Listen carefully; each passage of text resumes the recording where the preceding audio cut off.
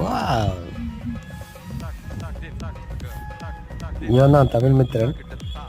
இவன் கொஞ்சம் பைத்தியம், இவன் முழு பைத்தியம். லியோ லியோ எப்படி இருக்கான்னு பாருங்க நீங்களே. ஒரே ஒரு பிஸ்கட் தான். இதுக்கெல்லாம் காரணம் யாருன்னு பார்த்தீங்கன்னா இவன் தான்.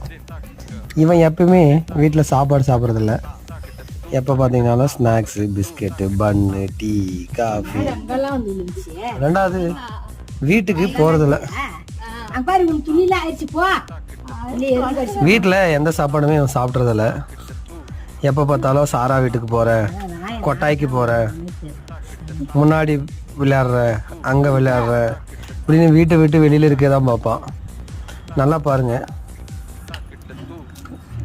இவன் வந்து ஒரு சிங்காரவேலன் கடையோட பைத்தியக்கார. அது ஒரு பைத்தியக்கார கடை. அந்த கடையில் தான் இவன் சாப்பிடுவோன்னு